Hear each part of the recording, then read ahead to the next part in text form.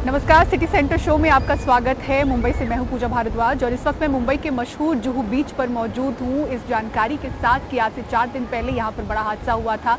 Jelly fish के काटने की वजह से 6 लोग घायल हुए थे, उनमें 3 बच्चे शामिल थे। हालांकि कुछ देर के बाद उनको अस्पताल से छुट्टी मिल गई थी, लेकिन प्रशासन यहां पर अलर्ट है। जुहू बीच में जो ये हादसा है वो मध्यरात्रि के दौरान हुआ था, इसीलिए रात के अंधेरे में लोगों को लहरों के करीब, पानी के करीब जाने से लाइफ गार्ड्स के लोग अलर्ट कर रहे हैं, रोक रहे हैं, सावधानी बरतने की बात कर रहे हैं। लेकिन उसके बावजूद आप देखें रात के दौरान भी, इस वक्त भी किस तरह से लहरों के करीब आपको जुहू बीच पर लोग नजर आ जाएंगे। तो इस जानकारी के बावजूद लोगों में कुछ खास डर यहाँ पर नजर नहीं आ रहा है और प्रशासन के अलर्ट करने के बावजूद लोग लहरों के करीब जाते हुए दिख रहे हैं। तो 4 दिन पहले जेलीफिश के काटने से 6 लोग यहाँ पर घायल हुए थे, लेकिन प्रशासन के अलर्ट करने के बावजूद लोग लहरों के करीब नजर आ रहे। तो इन तस्वीरों के साथ, इसी जानकारी के साथ हम शो की शुरुआत कर और आइए सबसे पहले बात करते हैं हिमाचल प्रदेश की। वहां की ताज़ा तस्वीरें आपको दिखाते हैं। कठिन वक्त है ये शिमला के लिए, त्रासदी से लोग उबरने की कोशिश कर रहे हैं, कवायद चल रही है। यहाँ के जो बाशिंदे हैं वो लोगों के साथ साथ प्रशासन को इसके लिए जिम्मेदार ठहरा रहे हैं। वहाँ के हालात की कहानी आपको बुजुर्गों की जुबानी सुनाते हैं। परिमल कुमार की यहाँ से ग्राउंड रिपोर्ट देखिए। जितने भी आज अभी तक जो मेरे विचार से हुए हैं वो सब मंदिर और तीर्थ स्थानों पर ये त्रासदी हो रही है। ऐसी हैप्पैज़र्ड कंस्ट्रक्शन हुई है ऊपर सारे माल पर, सारे पहाड़ पर बोझ डाला जा रहा है इसमें, तो इतना बोझ जो है पहाड़ नहीं सह सकते।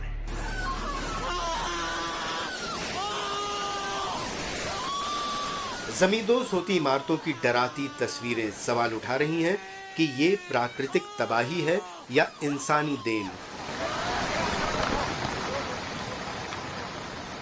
इसके लिए महज कुदरत जिम्मेदार है या इंसान भी।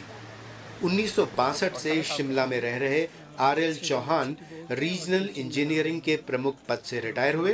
कहते हैं निर्माण के दौरान डिजाइन पर अमल और उसकी निगरानी की अनदेखी ऐसे हादसों को न्योता देते हैं। जो कंस्ट्रक्शन वगैरह हो रही है उसमें ये सावधानी बरती जा रही है कि नहीं, अगर ये वल्नरेबल एरिया में लगाई जा रही है तो लैंडस्लाइड जो है वो बारिश की वजह से ट्रिगर हो जाएगा। 81 साल के उम्र प्रकाश पिछले 66 साल से शिमला में रह रहे हैं। 1957 से शिमला के शांति विहार इलाके में रहते हैं। पेशे से शिक्षक हैं और त्रासदी को लेकर शिक्षा और सीख विभाग से सरकार तक को देते हैं।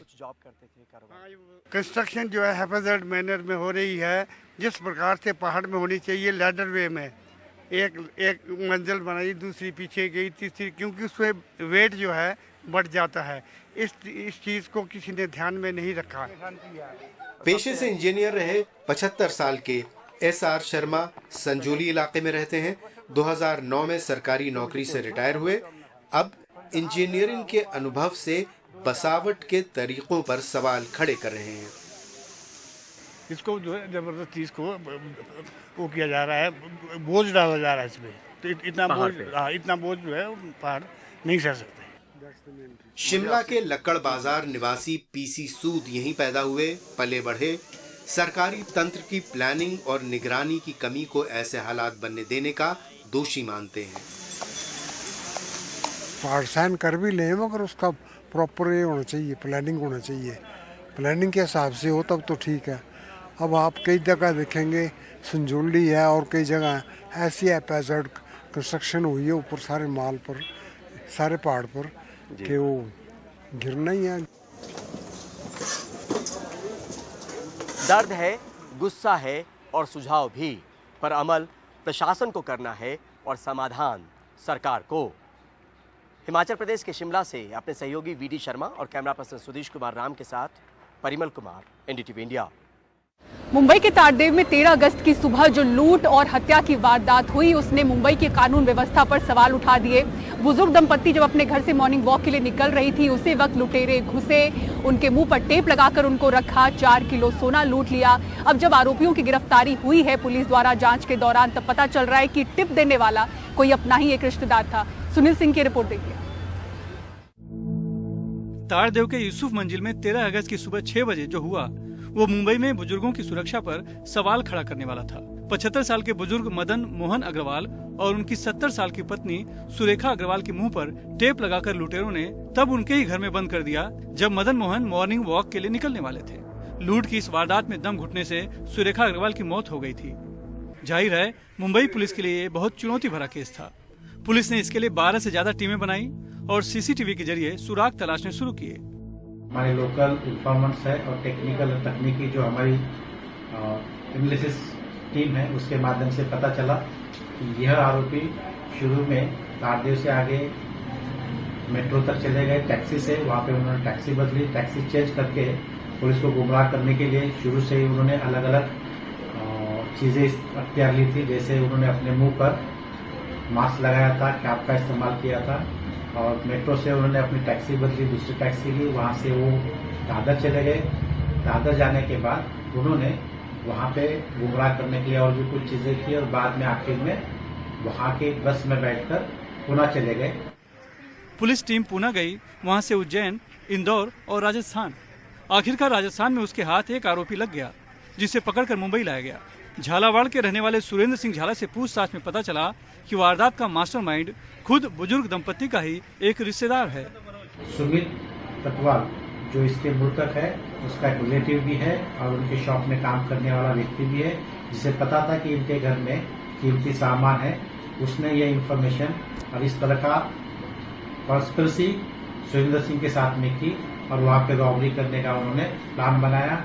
सुरेंद्र सिंह ने इस प्लान में अपना मित्र राजाराम और अन्य एक आरोपी उसको साथ में लिया और यहाँ पे आके शुरू में 12 तारीख को उन्होंने ट्राई किया, लेकिन 12 तारीख को असफल होने के बाद 13 तारीख को इस घटना को उन्होंने अंजाम दिया। पुलिस ने मामले में अब तक सुमित तटवाल, सुरेंद्र सिंह झाला और राजाराम मेघवाल को गिरफ्तार कर 1800 ग्राम का सोना बरामद कर लिया है और चौथे आरोपी की तलाश है। पुलिस की जांच में पता चला कि लूट के माल में आधा हिस्सा सुमित का तय किया गया था और आरोपियों ने इसके लिए महीनों प्लानिंग और रेकी की थी। वैसे उनका इरादा 12 अगस्त को ही वारदात को अंजाम देने का था, लेकिन उस दिन जब वो पहुंचे उसके पहले ही बुजुर्ग मदन मोहन मॉर्निंग वॉक के लिए घर से बाहर निकल गए थे। इसलिए उन्होंने दूसरे दिन यानी कि 13 अगस्त को वारदात को अंजाम दिया। लेकिन उनकी सारी चालाकी पुलिस जांच टीम के सामने धरी रह गई और सभी पकड़े गए। मुंबई से कैमरामैन अशोक महारिक से सुनील सिंह, NDTV इंडिया के लिए। और मणिपुर में 2 हफ्ते की शांति के बाद फिर हिंसा की घटना सामने आई है। मणिपुर के उखरूल जिले में हुई हिंसा में 3 लोगों की मौत हुई। थोवाई गांव में 2 समुदायों के बीच भारी गोलीबारी हुई जिसमें 3 ग्रामीणों की मौत हो गई। गोलीबारी की घटना के बाद सुरक्षा बल मौके पर पहुंचे और गांव जंगलों की तलाशी ली।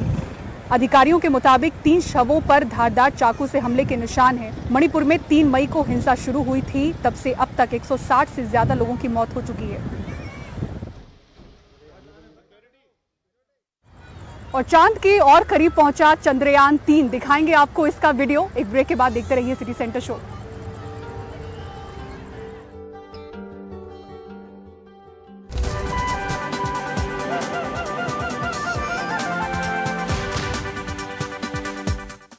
और चंद्रयान 3 चांद के और करीब पहुंच चुका है। लैंडर ने चांद की खूबसूरत तस्वीरें क्लिक की हैं। इसरो ने इसका वीडियो जारी किया है।